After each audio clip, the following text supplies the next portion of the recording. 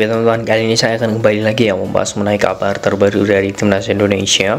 Dan di sini pun saya akan fokus ya mengenai pemain keturunan yang bermain saat melawan Brunei. Ya, saya di sini mungkin akan membahas ya rapot dari dua pemain, yakni Shane Patinama dan juga Sandy Walsh. Karena menurut saya kedua pemain ini tidak ada matinya ya jika dibahas.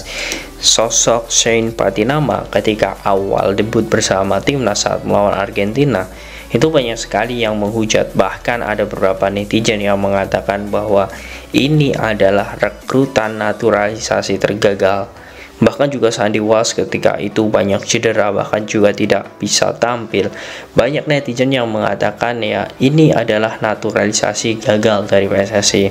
Artinya dua pemain yang sudah kena cap, dan berkat apa yang sudah menjadi masukan dan kritikan dirinya, saya melihat bahwa walaupun yang melawan Brunei Darussalam, kedua pemain ini sudah bisa membuktikan.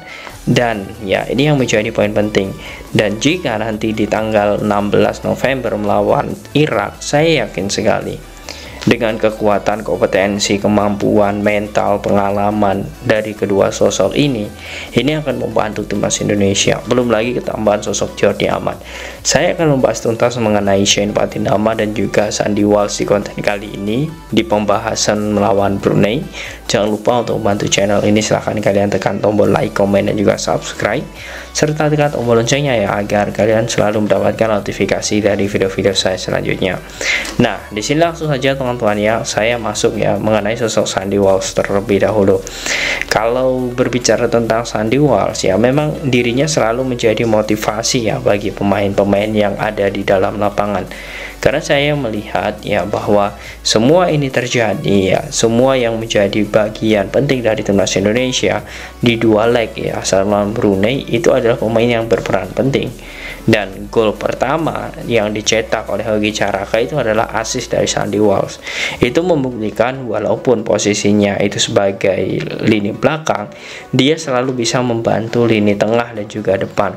Ini adalah keistimewaan Sandy Walsh. Dia secara tidak sadar ya oleh Sintayong ini dibuat multi posisi. Dan ya kalau kita berbicara tentang pemain kelas dunia, dia sudah sadar apa yang dimau oleh pelatih ya. Ini menjadi poin modal yang bagus untuk sosok Sandy Walsh.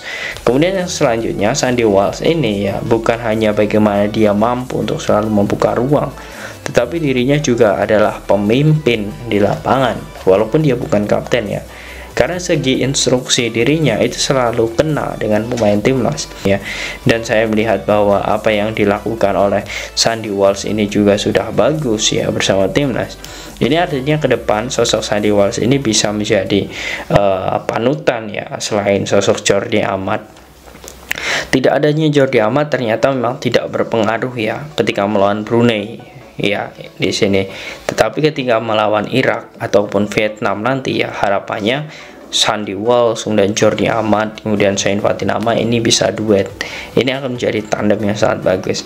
Nah, kemudian selanjutnya di sini saya melihat rapot dari sosok Shane Patinama. Nah, mungkin saya melihat seperti ini.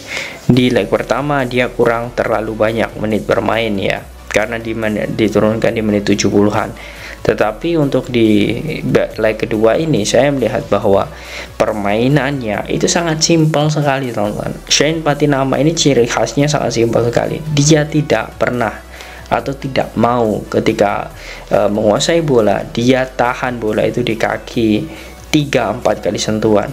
Pasti satu, kemudian ditahan, kemudian dioper, kemudian satu, ditahan, dioper. Ini menjadi hal ya yang seharusnya bisa dicontoh oleh para pemain lokal khususnya.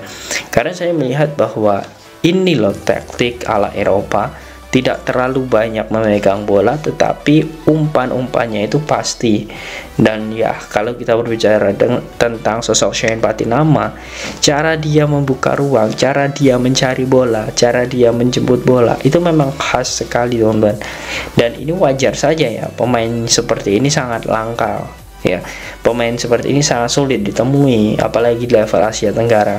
Artinya kita selalu bersyukur ya kita memiliki sosok Shane Patinama ini. Usianya juga sangat relatif muda dan dirinya pun juga menjadi starter ya, atau pemain inti bersama Viking FK. Apalagi Viking FK juga saat ini sedang memuncaki klasemen Liga Norwegia. Artinya pemain ini ya secara standarisasi ini juga lebih lagi dari pemain-pemain lokal.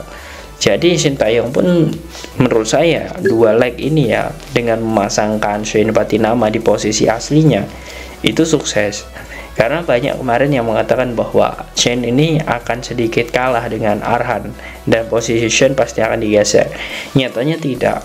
Karena saya melihat Arhan juga saat ini performanya sedang menurun ya. Dan saya melihat memang ada beberapa faktor dari penurunan Arhan ini. Tetapi untung saja ya kita masih memiliki sosok Shane Patinama. Jika tidak ya kita menurut saya Arhan underperform, siapa yang akan menggantikan.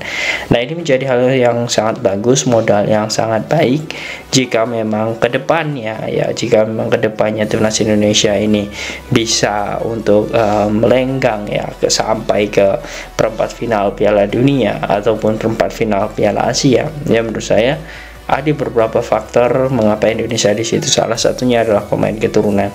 Dan menurut saya untuk saat ini jangan sampai ya kita anti ya dengan para pemain keturunan, karena memang mereka memiliki hal yang sama ketika mereka membela merah putih dengan lambang Garuda di dada. Tentu semua itu adalah kebijakan dari mereka untuk membanggakan keluarga, kemudian membanggakan masyarakat Indonesia. Dan ya kita ketahui walaupun melawan Brunei, kita pun juga sudah tahu pasti itu kita memprediksi bahwa Indonesia menang. Tetapi karena materi pemain keturunan, kemudian pemain lokal yang sangat bagus, kita bisa melihat, kita pun nonton sampai 90 plus 4 menit. Ini menunjukkan bahwa ketertarikan kita, kecintaan kita terhadap timnas Indonesia itu juga disebabkan karena kualitas materi pemain timnas Indonesia yang sangat baik itu pemain lokal maupun keturunan.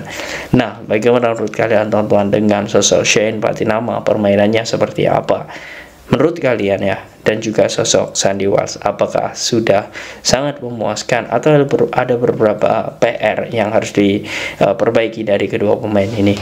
Silahkan kalian tulis di kolom komentar.